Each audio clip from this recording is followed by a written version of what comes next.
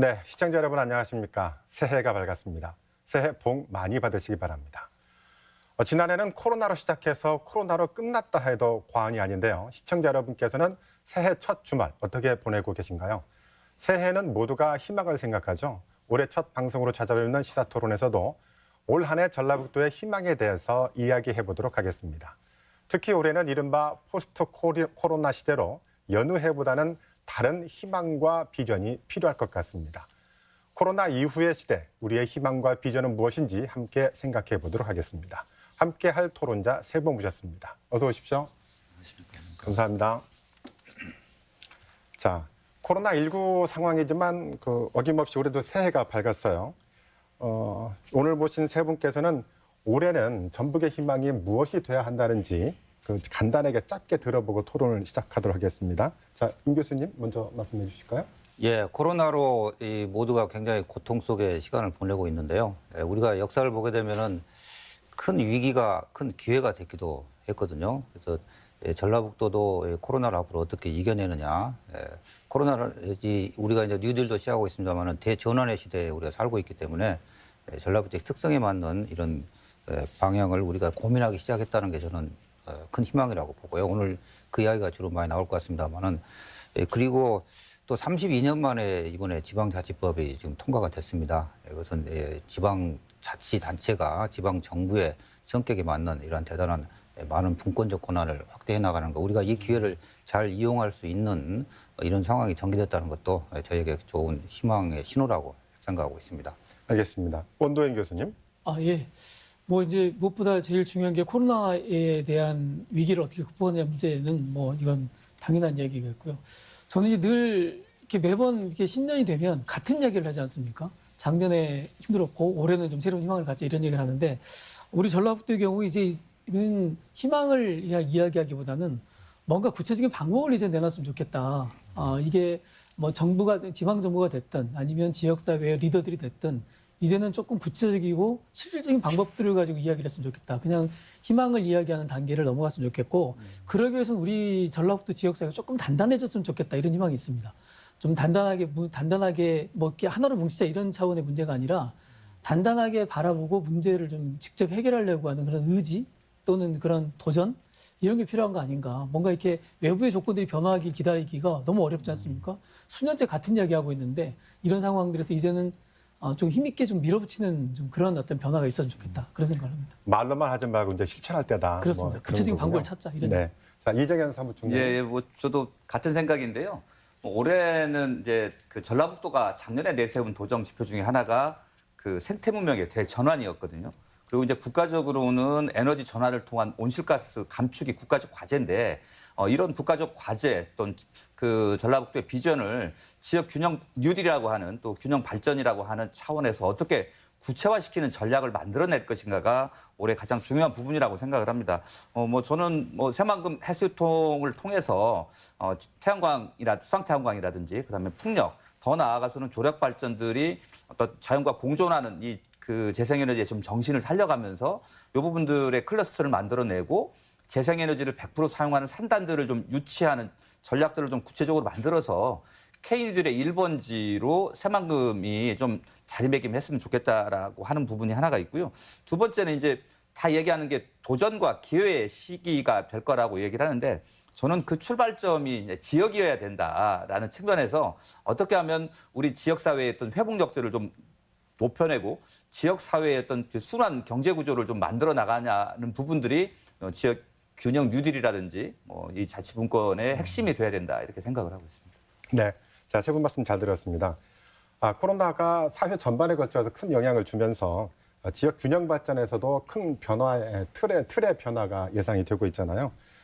이른바 신산업 쪽으로 급격하게 진행될 거라는 전망도 많은데, 자, 그렇다면 전북이 지역 균형 발전을 위해서 어떤 준비가 필요하고 준비 상황은 어떤지 한번 또 이야기 나눠보도록 할게요. 자, 임 교수님. 예. 32년 만에 지방자치법 개정에 대한 큰 의미를 두셨어요. 자, 그렇다면 이 법이 앞으로 전북에 어떤 영향을 줄 수 있을까요? 예, 앞서 두 분도 이제 이걸 어떻게 우리가 살려나가느냐, 어떻게 구체화해 나가느냐, 이제 이런 말씀을 주셨는데, 그러기 위해서 가장 중요한 것은 지역이 스스로 결정하고 지역의 그 주체적인 역량을 가지고 이제 새로운 지역의 성격에 맞는 발전 양식을 내정적인 발전 양식을 키워나가는 거거든요. 또 하나는 지방자치가 발전하면서 그 모든 새로운 발전에 이제 주민들이 직접적으로 참여하는 주민 중심의 이런 사회로 이제 포스트 코로나 시대가 나가게 되는데 그동안에 사실 지방자치단체가 거의 뭐 중앙에 종속되어 있는 이런 권한이 있었는데 이제 분권형 개헌이 무산된 이후에 이번에 지방자치법이 통과됨으로써 사실 이제 진정한 의미의 지방자치가 시작할 수 있는 이런 출발점이 됐다 하는데 이제 큰 의미가 있죠. 그래서 특히 이제 저 같은 경우는 그동안 이제 전라북도가 어떻게 보면은 새로운 돌파구를 마련해나가지 못했던 게 이런 자치 역량을 우리가 키울 수 있는 이런 기반들이 굉장히 이제 약했는데 특히 이제 이번 같은 경우는 국가와 지방자치단체가 어떤 정부 차원에서 하나의 협력 단위로 저는 갈 수 있던 그 근거가 마련했던 것이 가장 큰 의미가 있다고 저는 생각을 하고 있거든요.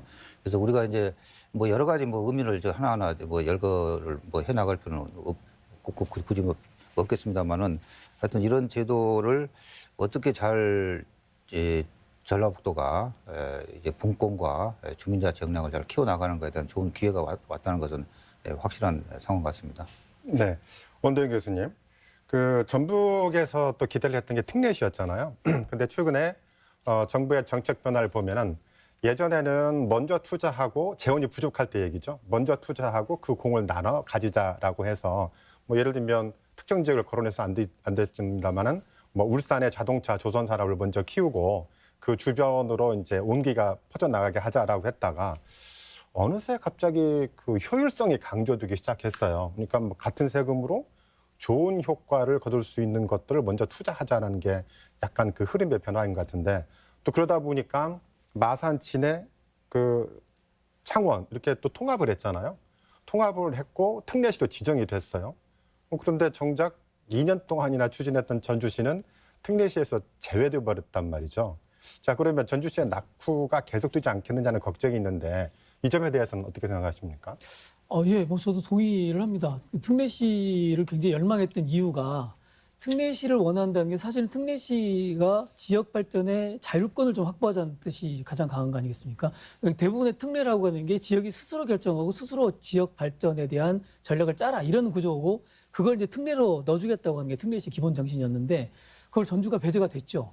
뭐 완전히 배제된 건 아니지만 배제가 된 일단 외형상으로는 특례시 이름을 못 쓰게 되어 있는 구조가 되어 있는데 저는 이제 이번에 지방자치법 개정이 물론 굉장히 중요한 진전이라고 생각합니다. 법적으로. 법적 제도적으로 굉장히 중요한 진전인데 이게 내용적으로 지역이 스스로의 어떤 발전 전략을 확보할 수 있는 어떤 계기가 내부적인 준비가 되어 있느냐 이 문제는 다른 문제인 것 같아요. 예를 들면 특례시의 경우를 보면 특례시에는 몇 가지 오해가 좀 있었던 것 같습니다. 그 전주는 특례시가 마치 전주만 잘 살겠다 뭐 이런 식의 느낌들을 뭐 상당히 많은 분이 가졌던 것 같고 사실 그런 건 아니었거든요. 광역시가 아니기 때문에 그러면 이제 전주가 인구 60만 실제 생활 인구 100만 정도의 도시로서의 자율성을 갖고 뭔가 해보겠다고 하는데 그걸 이제 사실 되지 않았던 거고 또 특례시가 결정되는 과정 마지막 과정에서 저는 안타까웠던 게 전라북도를 중심으로 한 전라북도의 정치권들이 특례시 지정을 마지막까지 좀 단호하고 강렬하게 밀어붙이는 힘이 전 별로 보이지 않았다고 생각을 합니다. 그래서 이건 전주가 특례시가 되는 것에 대해서 반대를 해서 그러는 건지 아니면 특례시 자체에 대해서 뭔가 이렇게 좀 무리한 게 있었던 건지 이런 좀 불분명한 상태에서 이게 좀 어떻게 모호하게 넘어가는 그런 느낌이 있어서 전 되게 그 점이 안타까웠고요. 그리고 이제 결과적으로는 아까 이제 창원 이야기 하시면서 이게 이 과거처럼 자원을 일방적으로 분배하는 방식에서 지역이 효율성을 해야 된다. 그게 가장 중요한 건 지역이 스스로 자기의 발전전략을 세우는 거지 않습니까? 그러니까 효율성을 누가 판단하느냐. 효율성을 중앙정부가 판단하는 게 아니라 지역이 스스로 판단하고 스스로가 어떤 아이템을 갖고 전략을 세워서 해야 된다. 이 구조에 과연 적합한 거냐. 그게 지방자치법 개정만으로 가능한 거냐. 이 부분에 저는 아직 좀 회의가 좀 있습니다. 공공기관 추가 이전에 대해서 또 이야기를 안 할 수가 없는데요. 자, 총선 때 2차 공공기관 이전 논의가 불이 붙었잖아요. 그런데 최근에는 지역 균형 뉴딜로 그 균형의 축이 좀 바뀌면서 2차 공공기관 이전 논의가 뒷전으로 밀린 모양새예요. 자, 먼저 원 교수님. 시청자들의 이해를 돕기 위해서 지역 균형 뉴딜 정책이 무엇인지 좀 간단히 설명 좀 부탁드릴까요? 네, 그 지역 균형 뉴딜 정책은 이제 크게 세 가지로 구성되어 있죠. 디지털 뉴딜, 그린 뉴딜, 그다음에 안전망 확보 이렇게 되어 있습니다. 그 실제로 앞으로 미래 산업이 과거와 같은 중후장대형 산업 또는 이제 제조업 중심의 그런 굴뚝 산업으로는 성장이 어렵다. 이 판단은 누구나 하는 거지 않습니까? 그럼 앞으로의 미래 사회의 변화는 결국은 디지털 또는 이제 생태적 환경의 복원 이런 부분도 굉장히 중요하겠다. 이렇게 판단이 됐던 거고 그래서 디지털 경제를 살리겠다는 게 디지털 뉴딜. 다음에 생태 환경을 보호하는 데 그치지 않고 이걸 통해서 새로운 산업을 만들자고 하는 게 그린 뉴딜. 그리고 이제 도시 간의 어떤 사람들의 고용과 사회에 대한 불안정성을 회복하기 위한 고용 안정성 확보 이렇게 세 가지 과제가 이 이른바 뉴딜 정책이라고 보고 있는 거고 지역균형 뉴딜은 여기서 이제 별도의 뉴딜이 아니고요. 이 세 가지 정책들이 지역사회에서 어떻게 스스로가 필요한 걸 찾아내서 이걸 사업의 그 지역의 발전 전략과 연결시킬 거냐 이게 지역균형 뉴딜입니다.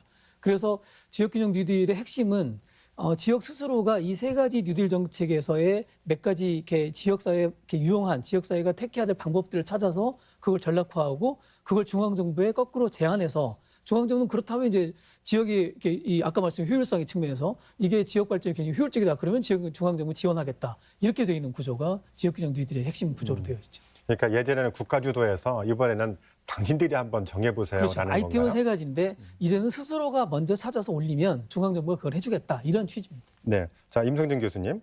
그 2차 공공기관 이전은 지금 그 아예 중단이 된 건가요?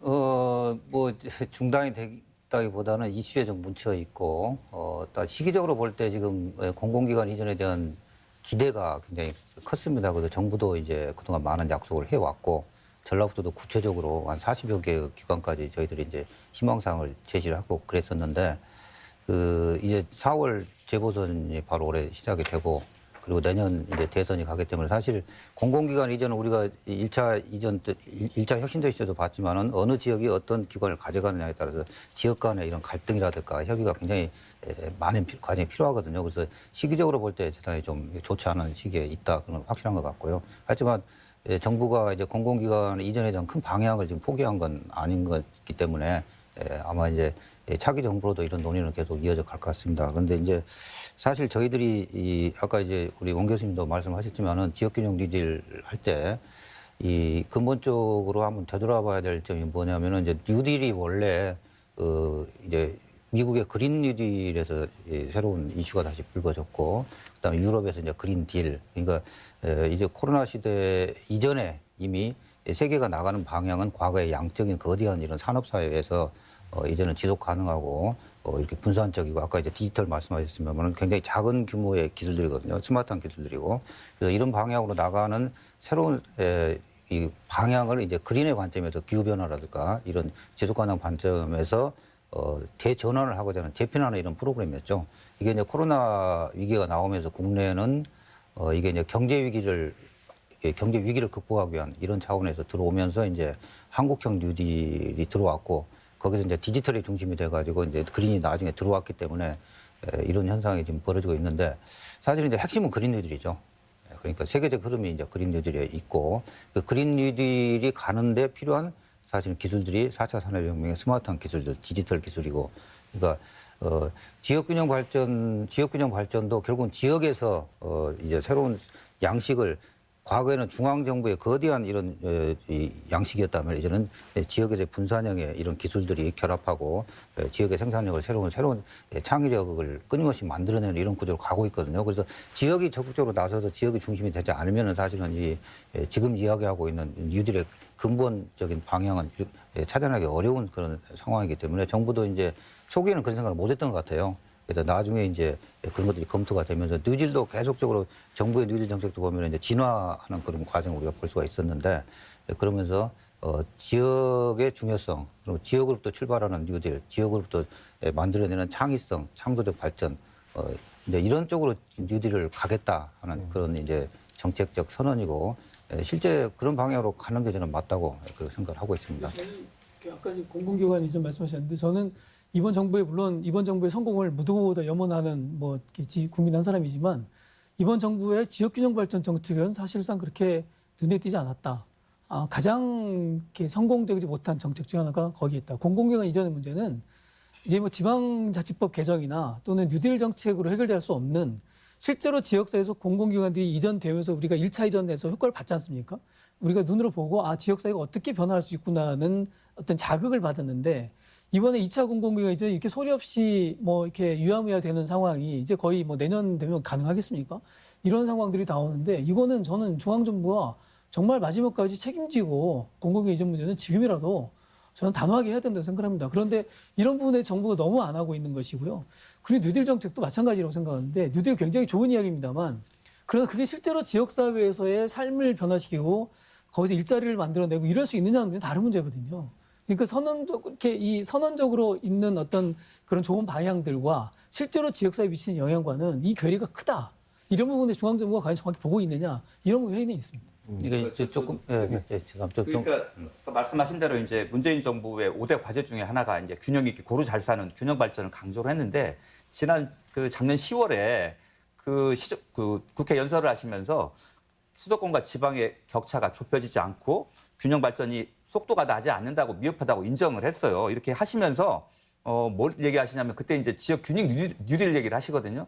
근데 이 시점이 사실 그 이전에 민주당에서 그 총선 과정에서 계속 예를 들면 혁신도시 2차 공공기관 이전하겠다라고 얘기를 하면서 원내대표가 뭐 한번 자기가 끝을 한번 보겠다 이렇게 얘기했고 당대표도 이 문제를 얘기를 했는데 이 그린 뉴딜 얘기가 나오면서 사실 그 공공기관 2차 이전 문제가 사실 논의가 싹 들어갔습니다. 그러니까 일정 부분 뭐 균형 발전 뉴딜을 통해 가지고 그 일정 부분 이전 효과의 역할들 그러니까 공공기관 지역에 옮겨져 있는 공공기관들이 역할을 하면서 지역 균형 뉴딜 발전을 좀 이끌어가겠다라고 하는 측면들이 일정 부분 있긴 합니다만 그렇게 하려면은 더 많은 공공기관들이 지역으로 이전이 돼야 되거든요. 근데 실제로 이 부분들이 지금 예를 들면 이제 거의 이제 대선 국면에 좀 들어가 있잖아요. 실제로 이게 성과를 내기가 어려우니까 이 문제는 살짝 덮어버리고 이게 뭐 지역 간 갈등 문제라든지 이런 부분들이 생길 수밖에 없잖아요. 어디로 가느냐에 따라 가지고 있으니까. 그래서 오히려 이 공공기관 이전 문제가 굉장히 중요한 문제고 그건 당장 어떤 효과를 드러낼 수 있는 문제임에도 불구하고 어떤 그 지역 갈등이라든지 이런 선거구도라든지 표심이라든지 이런 측면에서 오히려 그냥 넘어가 버리는 거 아닌가라는 그런 의구심들은 저희도 갖고 있습니다. 임 교수님. 잠깐 무슨 제가 그 정치권 옹호하려는 의도는 아닌데요. 약간 오해는 있지 않나 싶은 게 이 지역균형 뉴딜이 현재 지역 균형 발전, 지방 공공기관 이전을 희석시키는 물론 결론적으로 이제 그런 현상이 나타나고 있는 것도 있습니다만 그런 의도가 있었다기보다는 오히려 거꾸로 그동안 지지부진했던 지역균형 발전이라든가 이런 과정을 지역균형 뉴딜을 통해서 좀 더 활성화시키고자 하는 촉진하고자 하는 그런 의도가 저는 더 담겨 있다고 좀 보거든요. 그러니까 예를 들어 가지고 혁신도시가 왔을 때 공공기관 이전이 오지 않은 제2의 공공기관을 여기서 이야기하는 것도 사실은 1차 혁신도시 정책이 의도됐던 대로 성공을 못했다는 방증이기도 하거든요. 그러니까 혁신도시가 와가지고 그 해당 공공기관이 유발하는 그런 효과들, 지역과 함께 그런 지역을 끌어들이고 또 거기에 관련된 기관들이 자연스럽게 또 올 수밖에 없는 이러한 클러스터 형성을 이제 원래 의도를 했었던 건데 그게 안 되고 이제 그 공공기관들 혁신도시 그대로 존재를 하고 지방자치나 지방자치단체별로 또 이렇게 분리가 되는 이런 현상들이 나왔기 때문에 인위적으로 이제 공공기관을 이전함으로써 그런 것들을 좀 만들어내 보려는 새로운 붐을 만들어내 보려는 이런 의도가 상당히 있었는데 이제 지역 균형 발전에서 혁신도시가 참여하는 그런 발전 방향으로 지역 균형이 나오면서 이제 각 지역이 이제 그런 논의가 활발하게 이루어지고 있거든요. 그러니까 지역의 중심이 되는 새로운 지속 가능한 새로운 대전환의 지역만이 주도가 되는 게 아니라 사실은 원래 혁신도시에 들어왔던 공공기관이 지역과 함께 그걸 만들어내고자 하는 지역의 생산력을 새롭게 확대시키고자 하는 그런 의도였기 때문에 그것을 뉴딜을 통해서 새롭게 이제 하자는 거죠. 그래서 그 말씀 동의하는데 이제 이런 거죠. 지역은 사실 굉장히 절박한 상황이지 않습니까? 그럼 공공기관 이전은 말씀드린 대로 공공기관이 완전 100% 성공적이다. 그렇지 않죠. 그런데 공공기관이 내려와서 지역사회에 섞이는 데는 못해도 10년 이상 세월이 걸립니다. 그리고 실제로 개인적으로는 최근에 내려와 있는 공공기관들과 자꾸 이제 업무 영역이 생기기 시작하거든요. 학교도 그렇고 이렇게 일반적으로 그렇고 이런 영역들이 만들어지는 과정이에요. 근데 여기에 공공기관이 오면 더 효과가 나겠죠. 말씀하신 대로. 그러면 공공기관 이전이냐 뉴딜이냐 둘 중에 하나가 아니라 뉴딜은 뉴딜대로 가면서 공공기관 이전을 해야 되는데 정부는 마치 뉴딜 할 테니까 공공기관 이전은 좀 잊어버려 뭐 이런 느낌이면 곤란하다는 거죠. 그렇죠. 근데 결과적으로 이렇게 될 가능성이 높아서 그래서 이거는 절대 그렇게 해서는 안 된다. 이 부분에 싸워야 된다. 뉴딜을 앞으로 이 기회를 어떻게 활용하느냐가 방금 교수님 지적하신 대로 공공기관 이전을 더 우리가 더 촉진시킬 수 있는 그런 기회로 만들 수 있다는 물론이죠. 거죠. 근데 저는 이제 공공기관 이전은 말하자면 현금이고 뉴딜 정책은 어음 아니냐. 뭔 이야기 어음보다 일단 현금을 당장 죽게 생기는데 이거 살려놓고 봐야지 뭐 하는 거지 이런 거죠. 그러니까 저도 그 지역 균형 뉴딜을 성공시키기 위해서라도 그러니까 그 지역 균형 뉴딜을 좀 끌고 갈 수 있는 그리고 어떤 역량을 좀 모아줄 수 있는 공공기관 이전이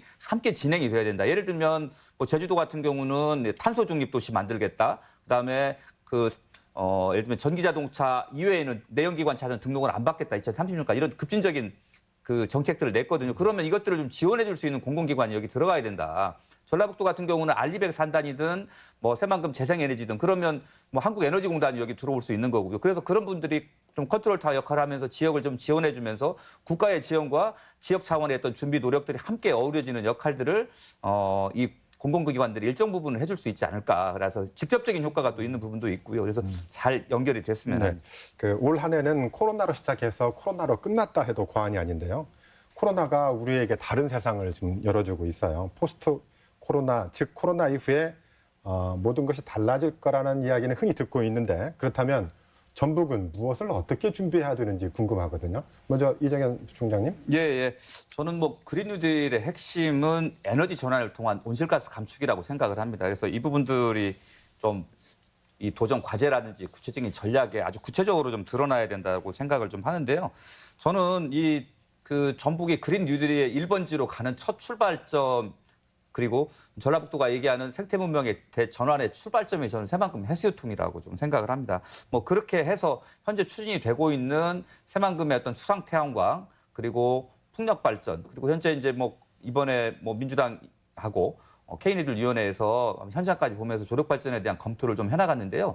이 부분에 대한 검토들을 좀 시작할 수 있는 첫 번째 기반이 저는 새만금 해수유통이라고 좀 생각을 합니다. 그렇게 돼 있고요. 뭐 그렇게 되면서 이제 기본 계획들이 좀 많이 변하게 될 것 같은데 지금 새만금 산단 텅텅 비어 있잖아요. 한 5개 업체밖에는 현재 들어와서 가동돼주고 있지 않은데 뭐 이번 SK에서 뭐 데이터 센터라든지 이런 게 들어오기 시작하는데 여기가 이제 세계적인 흐름이 재생에너지를 100% 사용해서 뭐 공정을 한다거나 아니면 운영하는 이런 회사들이 이제 필요한데 대규모 재생에너지 전력을 생산할 수 있는 곳이 아직 우리나라에 많지 않거든요.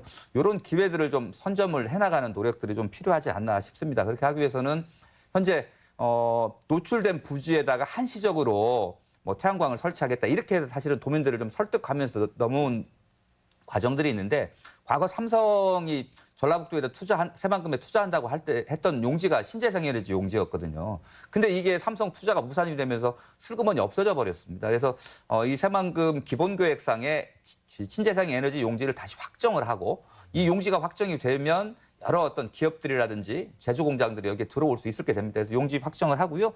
아까 아리백 산단을 어떻게 만들어갈 것인지 이 부분에 대한 구체적인 계획을 좀 수립해야 될 때라고 생각합니다. 네, 원도현 교수님 어떤 생각 가지고 계십니까? 저는 이제 포스트 코로나 시대가 우리한테 준 몇 가지 이 영향이 있다고 생각을 해요. 특히 전라북도 같은 경우는 디지털 마인드가 강한 지역이 아니었지 않습니까? 그런데 강제로 디지털 마인드가 좀 강해지는 측면이 있는 것 같고 또 우리나라 전체적으로 보면 우리가 저녁이 있는 삶이라고 하는 걸 되게 원했었는데 강제로 저녁이 이제 주어져 버렸죠. 예.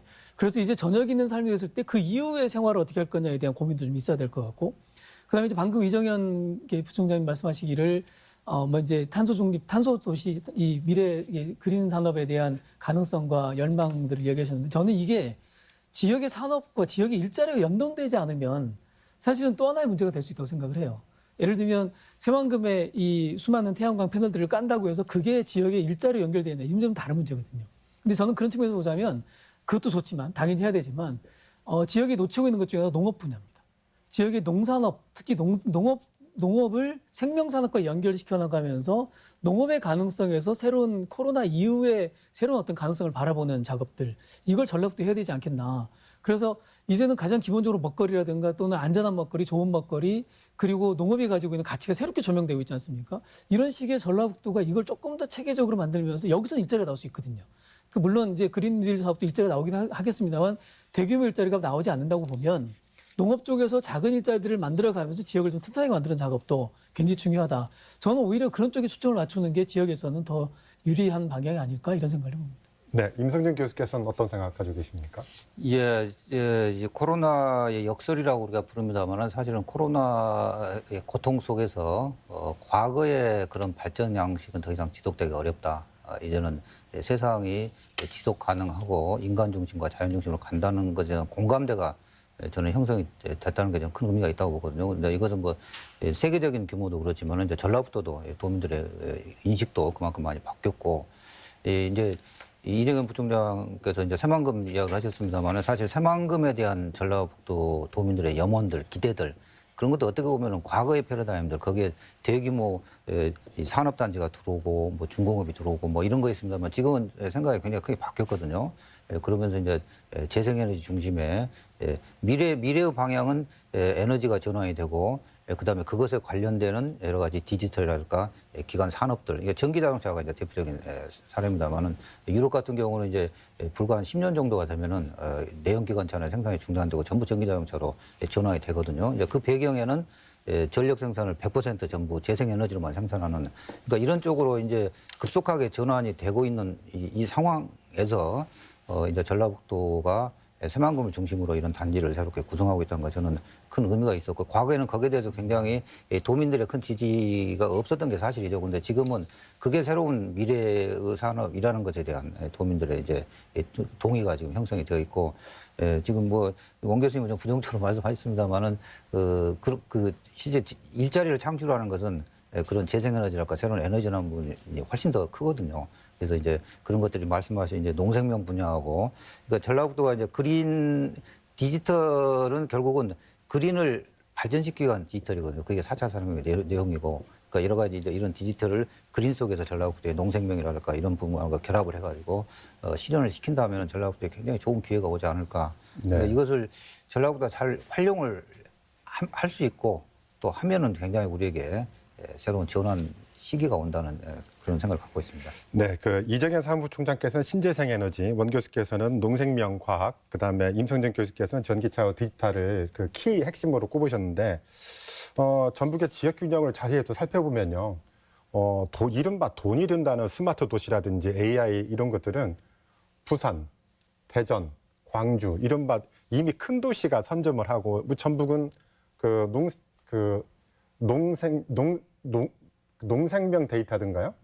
네, 그 데이터 센터 구축 뭐 이런 걸로 되어 있는데 혹시 그 돈이 드는 것들을 이미 또 덩치 큰 사람들, 덩치 큰 지역에 뺏기는 게 아니냐는 걱정도 있어요. 이재용 부총장 어떻게 생각하십니까? 저는 이제 그 방향은 맞다고 생각을 합니다. 크게 이제 농식품 빅데이터 플랫폼 센터하고 그린 수소 생산 기지를 좀 만들겠다라고 했는데 저는 그 부분 맞다고 생각합니다. 아까 말한 대로 전북은 대표적인 농도고요. 그 농업이 가지고 있는 여러 가지 다원적 가치들이 굉장히 많지 않습니까? 최근에 뭐 온실가스 흡수원이기도 하고 미세먼지를 좀 줄일 수도 하고 뭐 탄소 흡수원이기도 합니다. 요 농업들이 가능하면 지속 가능한 농업으로 그러니까 예를 들면 가족이나 소농 중심의 농업들도 한 축으로는 있어야 되는 겁니다. 그리고 한 축으로는 스마트 농업이라든지 이런 부분들도 가야 되는 부분들이 있는데 사실 이런 것들과 함께 같이 가는 농식품 빅데이터 센터라고 하면 좀 가능성이 있겠다 이렇게 하나 보고 있고요. 그다음에 이제 수소 같은 경우도 이제 수소가 색깔이 있습니다. 하나는 그린 수소, 하나는 그레이 수소, 회색 수소, 네. 블루 수소 있습니다. 근데 뭐 회색과 블루는 좀 우울하거나 아니면 원래 수소가 가지고 있는 그러니까 재생에너지가 가지고 있는 여러 가지 장점들이 좀 떨어져 있는데 전북 같은 경우는 예를 들면 가축분뇨 처리 시설이라든지 이런 부분들 때문에 많은 어려움들을 겪고 있는데 여기에서 만들어내는 수소, 하수 처리장이라든지 이런 공공 처리 시설에서 발생하는 과정에서 이제 수소를 만들어낼 수 있거든요. 이런 측면들을 먼저 선도해가고 하면 지역의 삶의 질도 좀 높아지는 거고 기술을 좀 선점할 수 있다는 측면에서 긍정적이라고 봅니다. 네, 시간이 많지 않아서 이 주제에 대해서 좀 짧게 한번 또 말씀 듣고 넘어가도록 할게요. 원두영 교수께서 좀 짧게 좀. 예, 저는 돈이 되는 산업 좋다 이거죠. 근데 돈이 누구의 돈이 되냐는 거죠. 이 대기업들이 들어와서 대기업들이 살찌는 구조만 갖고는 사실은 이게 의미가 없지 않습니까? 지역의 주민들이 실제로 돈을 벌고 지역의 주민들의 삶이 나아지는 구조로 가야 된다. 그런 측면에서 보자면 그래서 저는 이제 그린 에너지나 이런 산업들이 이 실제로 지역 주민들의 삶으로 생활로 내려와서 이렇게 이 주머니를 불리기에는 시간이 많이 걸린다. 그렇게 보면 농식품 같은 농생명 같은 산업들을 차근차근 키워나가면서 거기서 시작하는 것이 그리고 그걸 이제 같이 가야지 그걸 먼저 위에서만 하고 뭐 이렇게 실제 우리들은 돈도 못 버는데 그건 좀 문제가 있다. 저는 그렇게 생각합니다. 네. 임성진 교수님. 예, 뭐 저 뉴딜도 이제 계속적으로 진화적 발전을 해가면서 이제 주민들이 참여하는 뉴딜로 지금 가고 있고 또 그렇게 해야 되는 거고요. 또 이제 다른 차원에서 볼 때 이제 저는 이런 전환점이 전라북도에서 아까 이제 새만금을 이야기했습니다만은 그 에너지 전환은 하나 필수적인 저희들의 방향이기 때문에 이거 새만금을 거대한 에너지 생산 기지로 만들어내고 그다음에 이걸 중심으로 해서 새만금에서 만들어지는 재생에너지의 변화를 생산을 우리가 이제 이용할 수 있는 그런 구조로 산업 구조가 간다는 거죠. 그래서 자동차랄까 아까 수소를 말씀하셨는데 수소도 이제 지금의 수소는 아니고 재생에너지로 나오는 재생에너지에서 생산되는 그런 수소죠. 이런 수소를 가지고 이제 활용할 수 있는 그리고 이제 동쪽 같은 경우는 이제 농생명 쪽에 농림 농촌 산촌을 이용하는 그게 또 가지고 있는 탄소 중립 효과는 굉장히 크거든요. 또 그 효과를 사실 저희들이 식품 산업이랄까 농생명 분야를 굉장히 가볍게 생각하는데 그게 IT 분야나 자동차 산업보다도 가지고 있는 경제적 효과가 4배에서 6배가 더 훨씬 큽니다. 사실 그러니까 이런 것들을 잘 결합시키는 이런 작업이 앞으로 필요하죠. 네. 많은 말씀 할 수 있는 시간을 못 드려서 죄송한데 이제 토론이 끝날 시간이라 마무리 말씀 부탁하도록 할게요. 이정은 부총장님. 예, 예. 어쨌든 코로나와 기후위기 시대에 우리가 이동할 수 있는 공간들이 많이 좀 줄어들었잖아요.